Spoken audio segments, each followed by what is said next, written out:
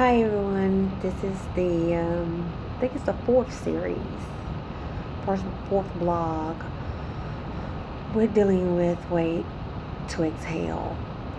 This week we want to talk about, um, last week we talked about me being in the hospital. Let's pick up from there.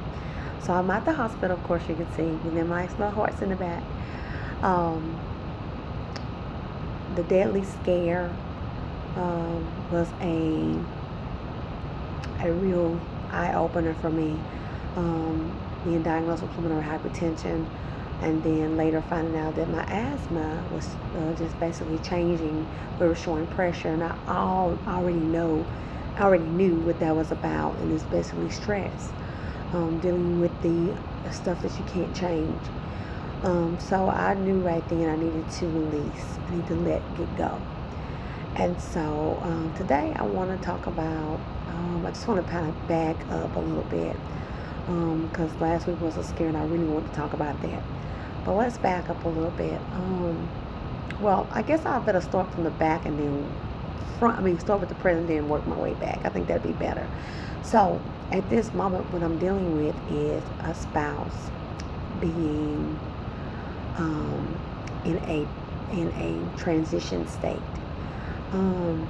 And having to wait to see what happens. I can't control what's going on. I look kind of raggedy. I know I got my t-shirt on. Waiting to see what's going to happen with him. God knows I don't want anything terrible to happen. But reality as a nurse, I see the obvious. My spiritual life has not changed towards the situation. My medical portion sees differently. And I'm not going to go into detail because it's HIPAA violation. And I don't want to be, sued for the obvious. I'll sue myself. But nevertheless, on my end of the whole thing, I have a situation because my life is at a standstill and I'm having to wait to see will I be able to recover physically, recover emotionally, recover mentally, and recover spiritually. I'm really not really worried about my spirit because I pray constantly about the situation. I think what takes me out and what had me stressed,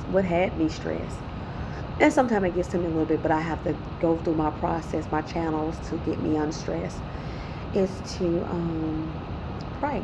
And that's why I'll deal with my spiritual aspects.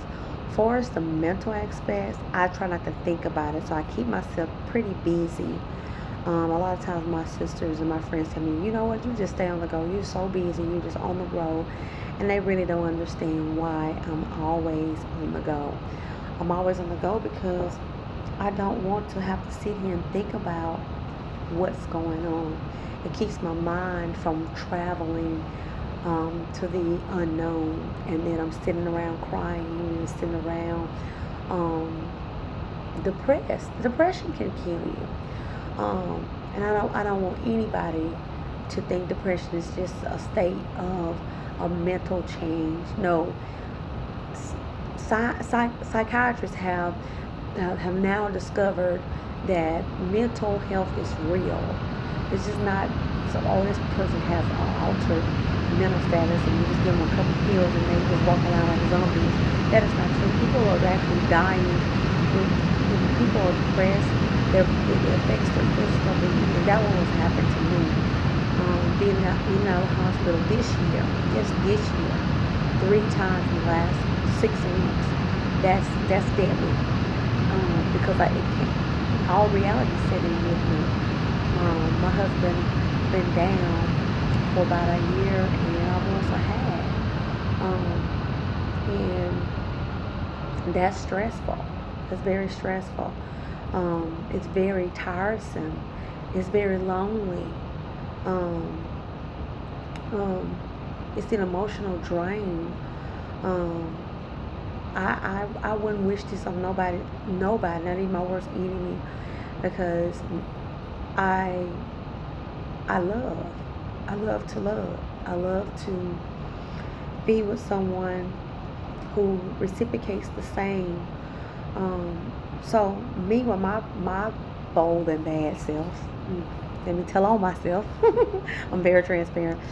I decided to um, start going out and meeting people and getting involved in not for so much of a relationship, but someone who I can sit down and I can chit chat with and I can console with. I can cry on their shoulders. I can vent about the obvious, and they're okay with that. Well, it's some dogs out there.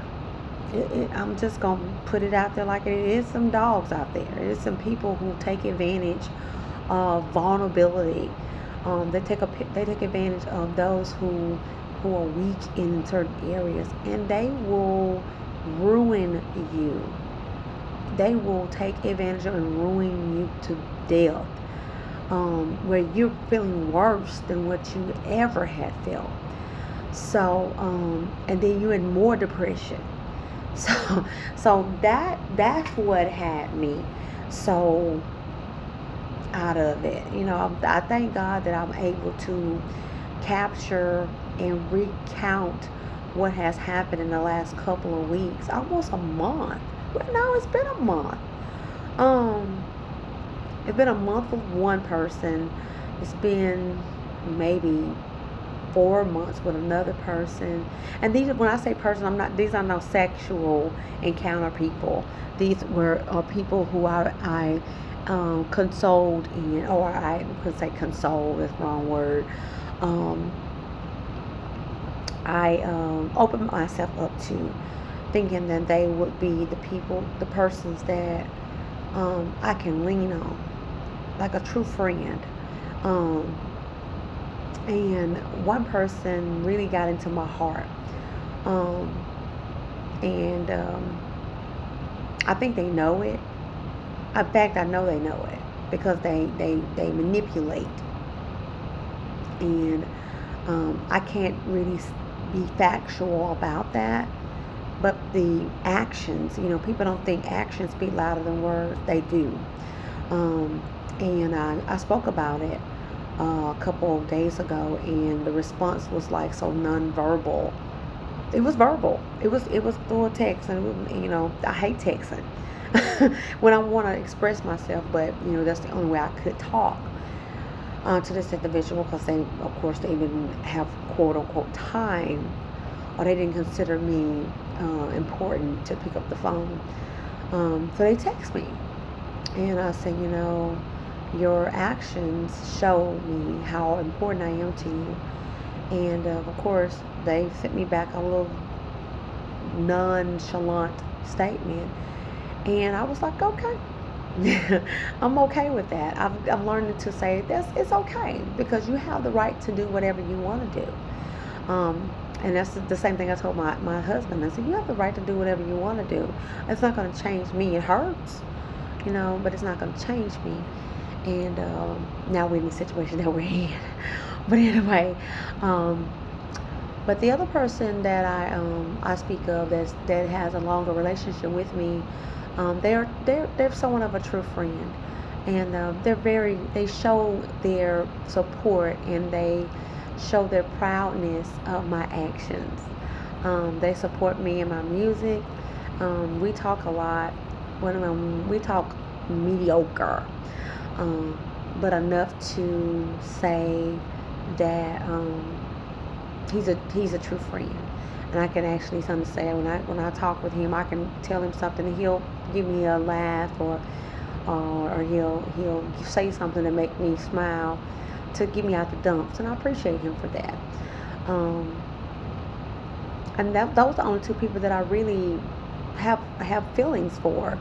And I try not to let my feelings take over, because whatever you think, that's what you're gonna feel. So if they show interest in me, of course, I will let it be known that we can only do so much. Because it keep me entertained. It keep my interest. I don't want to say entertained because I don't never want anybody entertaining me. Um, I want them to be my friend, and that's how things build. It builds from a friendship. Yes, I am trying to get myself involved with someone, but not to the point where we're just sexually involved. Because yes, I'm a young woman. Yes, I'm a young woman, and yes, I have needs. But I'm not a free agent, quote unquote, where I'm just having sex with everybody. In fact, if I say having sex with anybody, put it like that. But I have my desires. I have needs, and I pray so that way those needs won't take over. Now, keep in mind that I do keep myself entertained by those two men, by talking about it, but I know my heart is not going to. It will never go to that point because I'm scared. I'm scared of what may occur. I'm scared of what might happen. I know me. I know that sexual activities with me takes me to a different level, and I don't want to go that level because no one's ready for that level. That's why I call it my sacred altar, because my sacred altar is a place where only significant people can go. Just like the sacred altar of God, only significant people can go.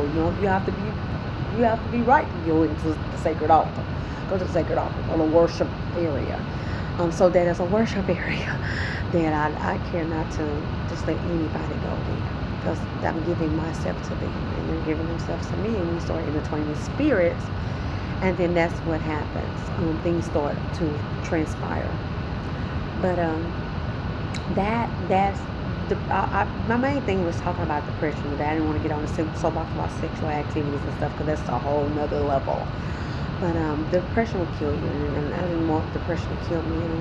And I got myself straight, got myself together,